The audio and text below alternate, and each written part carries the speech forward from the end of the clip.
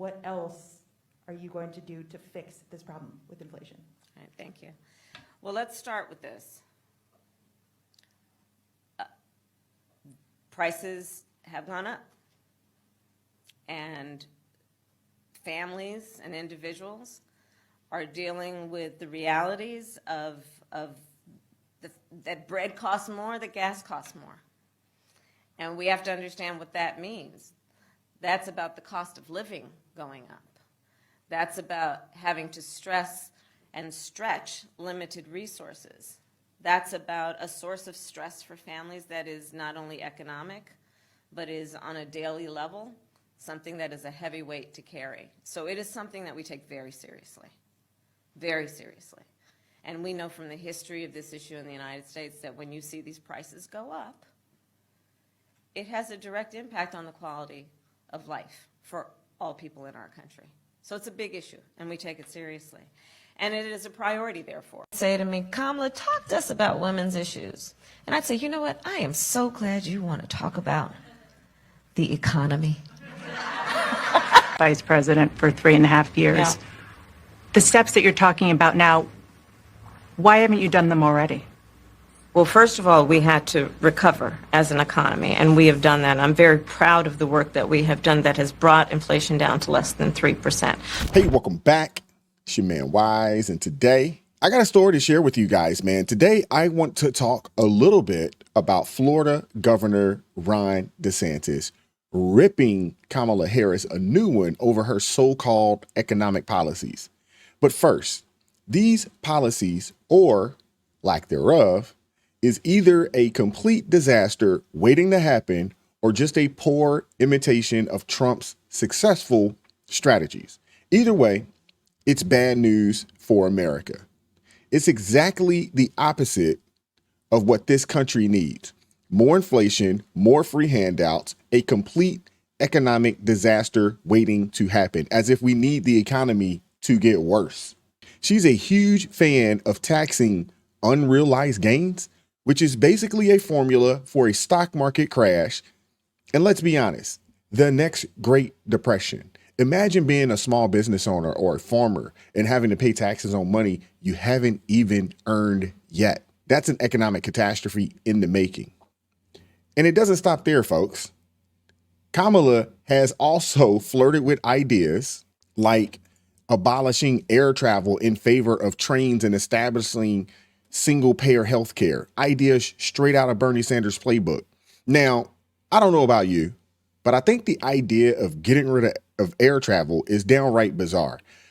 And don't get me started on single-payer health care.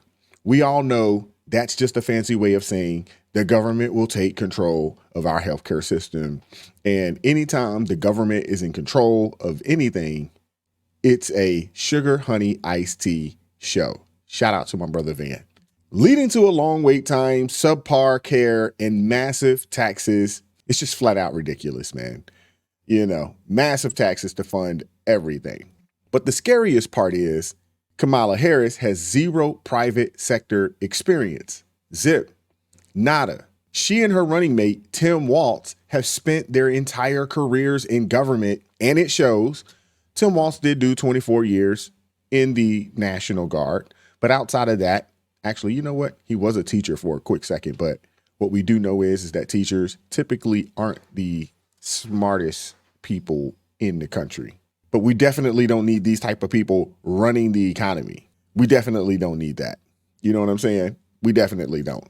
We can't allow people to get by on empty promises and catchy slogans. You actually have to understand businesses and how businesses work. Now, taxes impact people's lives. And to create an environment where innovation and growth can thrive, Kamala Harris, she just doesn't get that. And if she ends up running the show, we're headed straight for a national catastrophe.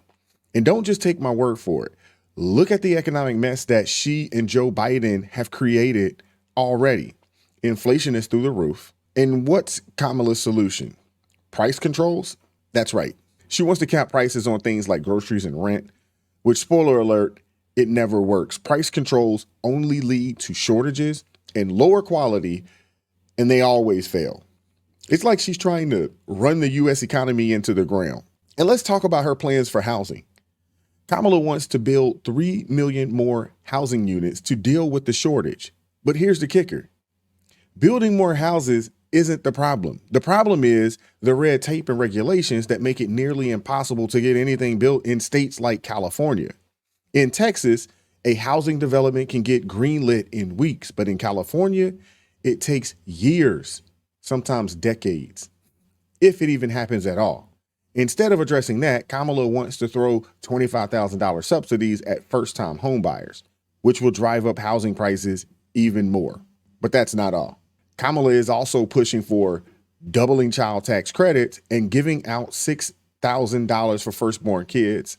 Sounds nice on paper, but what it really is a Trojan horse for a national guaranteed income plan where you get money whether you're working or not. And let me tell you, nothing kills drive or an incentive to work like getting paid to do absolutely nothing. It's a recipe for economic stagnation and dependency on growth and prosperity. Let's not forget Biden-Harris's administration's love for price controls on drugs. Their plan is already slowing down investment in new life-saving medicines because, surprise, surprise, companies don't want to develop new drugs if they can't make money. No company is in business for free. Everybody gets in business to earn a profit. Under a Harris administration, we can expect government spending to balloon even more, sucking the life out of the private sector and leading us straight into an economic depression. Yes, this is going to be a sugar honey iced tea show of epic proportion. We're in a good position to be able to critique some of the stuff you're hearing about what some of these people want to do after this election in terms of the economy. Fact is, the biggest issue we have to deal with is the interest rates and the high cost of groceries and all those things that were facilitated by the federal government borrowing, printing, and spending ungodly sums of money as if no one was going to have to pay the piper for that. Of course they are. So now you have Kamala going out there on Friday saying she has this economic plan that's going to somehow solve. And what does she say? She says, oh, the high grocery costs are because of price gouging by corporations. And she's going to set controls so that somehow they can't do that. I can tell you, if they do that, we're going to end up having bread lines to be able to get food at the supermarket. It is a truly insane policy. It's an act of desperation because she cast the tie-breaking vote for Biden's stimulus in the spring of 2021. She cast the tie-breaking vote for the Orwellian named Inflation Reduction Act. So it's not just that she was vice president, she owns these policies that have driven up the cost of groceries. And make no mistake, it's because the supply chains were disrupted, all the inputs are more expensive. That's not just true for groceries, that's true for everything in the economy. So that price control is a joke. And even when you have liberal media saying that it's a joke, because she's gotten fawning coverage since they did the old switcheroo. So that's really, really bad. It will not work. And it's almost like you have a fire, and you're going to have the arsonist go in to put out the fire? That's essentially what that means. It doesn't make any sense. But what's even more destructive than even that is her plan to tax unrealized capital gains at, I think, 25%. And so what does that mean? Well, if you look in the state of Florida, the number one source of wealth for probably most Floridians is the value of their home.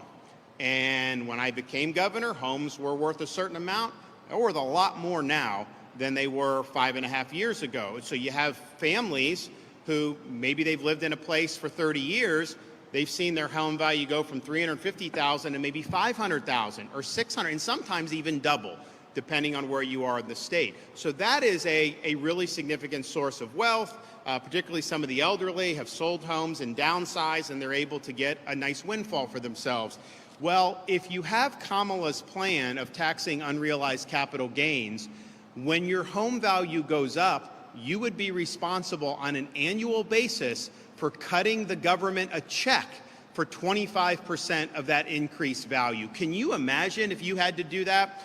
You buy a house for $500,000, and then the next year it's gone up to $550,000, and then they capture that gain, and you've got to write a check for a portion of that and just send the check to the government. I don't think people are going to be able to just scrounge up that much money. And then, oh, by the way, you give the check, then if it goes down in the future, is the government going to rebate you? Of course not. So taxing unrealized gains is a truly imbecilic and insane policy. And I don't think even a lot of, I have not found anyone that could honestly justify this. Think about like if you buy stocks. So maybe you have a company you like, you buy some stocks, it goes up. You would, before you even sell it, even if you're just holding it, the value's gone up, you got to write a check to the government for the unrealized gain. Just think about what that would do to businesses, individuals, property owners. It would put this country into a depression. It would be the worst economic policy that's ever been done. But this is what she's proposing. So I would just say, it would hit Florida really hard because we've had people whose homes have gone up in value a lot over the last 5.5 years. Whatever your house has gone up, you'd have to write a check for 25% of that. Oh, and then, oh, by the way, after you do all that, when you actually go to sell your home, what are they going to charge you then? 44.6% on that capital gain if you made money on selling your home. This is truly insane, and it's emblematic, I think, and reflective of a candidate who's effectively an empty vessel, a candidate that is vapid, a vice president known more for her word salads than she is for any tangible accomplishments. And it's really, really dangerous. All right, so let's talk about what we just heard. Ron DeSantis hit the nail on the head. The biggest issue we're facing right now is interest rates are through the roof and skyrocketing costs of groceries. And who's to blame for that? The Biden-Harris administration, with their reckless borrowing, printing, and spending of ungodly sums of money like there's no tomorrow. Kamala Harris had the audacity to stand up and say that the high grocery costs are due to price gouging by corporations. And her brilliant solution, price controls, are you freaking kidding me? If she pushes through with this insanity, we're going to end up with bread lines like it's the 1930s all over again. And as DeSantis so eloquently pointed out, she cast a tie-breaking vote for Biden's stimulus back in 2021, the same vote that set this economic dumpster fire ablaze. She owns this mess. And then there's her absolutely insane proposal to tax unrealized capital gains at 25%. Think about that for a second. Let's say you buy a house for $500,000, and next year the value goes up to, let's say, $550,000. Kamala wants you to write a check for 25% of that increased value, which is money you haven't even seen yet because you haven't sold the house. Many people can't afford to fork over that type of bread every year. This is the kind of policy that would devastate homeowners and businesses alike. And to be honest with you, it would basically dissuade people from purchasing a home, because basically what you'll do is you will save up all your money, you will put a nice down payment down, and then you're tapped out for a little bit. And next year, your home goes up. And it wouldn't surprise me at all if they got with the daggone tax assessors and all these types of people, and they tweak the prices and your home goes up just so they can collect some money from you. And they'll send you a bill for $10,000, $15,000 and say, hey, man, we need this. And if you can't pay it, there's a lien on your house and you just lost your money. This is ridiculous, man. It's just not fair. This is outright destructive. And let's just keep it real. If your property value drops the following year, you're not going to get any of that money back from the government because the government ain't in the business of really giving your bread back like that. You know what I'm saying? They just not. So you're stuck just holding the bag. You really are. This isn't just going to hurt businesses. It's going to hurt homeowners as well. It's going to decimate the middle class to no end. Matter of fact, we'd be in a situation, right? There would be no middle class with this type of tax situation. There just wouldn't be. DeSantis is absolutely right. The plan throws us into a depression, the worst economic disaster this country has ever seen. And for what? To fuel Kamala's ridiculous economic fantasies? What kind of leadership is this? Kamala Harris has no clue what the hell is going on, and she's dangerous. She's vapid, and she's completely out of touch with the reality of everyday Americans. This isn't just bad policy. This is about a leader who is driving our economy off a daggone cliff with her eyes wide shut. Let's not forget how we got here. Kamala Harris's record includes pushing for policies like the Green New Deal, which has directly contributed to the inflation we're all suffering under right now. We're talking about skyrocketing energy costs, a crippled supply chain, and an economy teetering on the edge of collapse. And all this thanks to the dangerous, misguided policies of the Biden-Harris administration. What we're witnessing here is the unraveling of any semblance of economic sanity in this administration. People are struggling to make ends meet, can't afford groceries, can't keep up with the rising interest rates. And what does Kamala propose? More taxes, more government control, and more economic pain for ordinary Americans. This is the legacy of the Biden-Harris administration. And it's exactly what we'll continue to see if Kamala somehow ends up in the White House. We cannot let this happen. Our economy, our livelihoods, and our future depends on it. Hell, your children's future depends on this. We can't let this crazy ass lady get in the office, man. Excuse my language. I'm sorry. But let me know what you guys think, man. Like, share, subscribe to the channel. Drop me a comment down below. I appreciate all the love and support. Consider joining the ARP family. You know we fighting an uphill battle here. It helps me, the team, the channel. It gives us the ability to do what we do on a day-to-day basis. God bless each person that has joined the ARP family, man. We hit the 100-member mark. I'm so thankful. I do not take it for granted. I promise you I don't. I feel so blessed that you guys are supporting us and what we do over here. Keep God first in your life. Stay prayed up. And I'm going to catch up with you all next time. Peace.